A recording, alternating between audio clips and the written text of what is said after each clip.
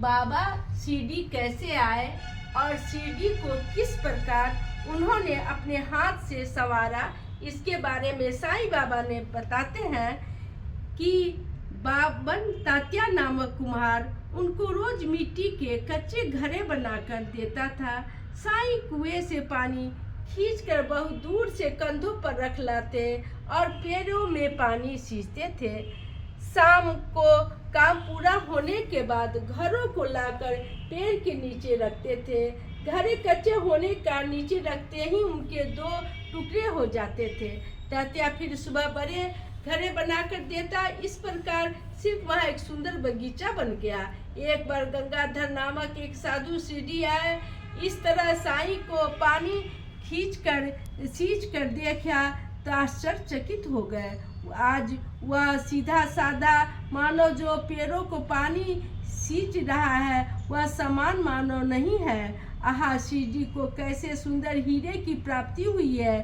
एक बार श्री आनंद महाराज को अक्कलकोट के साक्षात दत्त के अवतार स्वामी संधुल के शिष्य थे। शिरडी आए और साईं को देखकर बोले, एक अनमोल रत्न है, यह अनुभव आप लोगों को बाद में प्राप्त होगा। अक्कलकोट स्वामी के एक भक्त साईं कृष्णा जी अक्कलकोट जाकर स्वामी जी की पाद पूजन करना चाहते थे। उनको उस रात सपने में आकर उन्होंने कहा कि मैं अभी शिरडी में हूँ, तुम वहाँ जाकर पूजा करो। उनकी आज्ञा के अनुसार उन्होंने शिरडी जाकर साईं की पूजा करके मित्रों की सहायता से नीम के पेड़ के नीचे पादुकाओं की प्रतिष्ठा करवाई। बाबा ने उस पादुकाओं को छूकर आशीर्वाद दिया। श्री उपासनी बाबा ने एक प्रार्थना श्लोक पादुकाओं के पास खुदवाया। जब बाबा शिरडी नए नए आए थे तब वे ग्रामवासियों की बीमारियों का इलाज भी करते थे। एक भक्त की आंखें सूज गई थी, तब बाबा ने बिलावा पीसकर आंखों में लगाया और अच्छा किया। कभी कभी वे अपने भक्तों की व्याधि को खुद सहते थे। एक बार कापरे के पुत्र को प्लेग हो गया था। साईं ने उसे अपने ऊपर लेकर उनकी मृत्यु के मुख से बचाया। उस समय साईं के शरीर पर प्लेग के दाने भी उभरे हुए थे।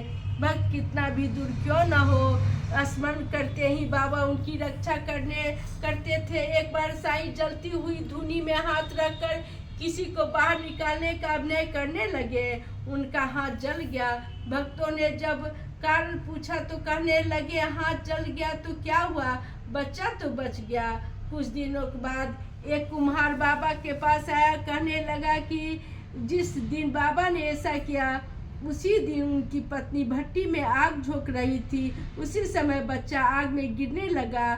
तब एक अदृश्य शक्ति के हाथ ने बच्चे को बाहर निकाला, जिससे बाबा का हाथ जल गया। और भागो जी नामक कोई व्यक्ति जो उनका शिष्य था, रोज उनके जले हुए घाव पर घी के मालिश कर पत्ता डालकर पट्टी बांध देते थे।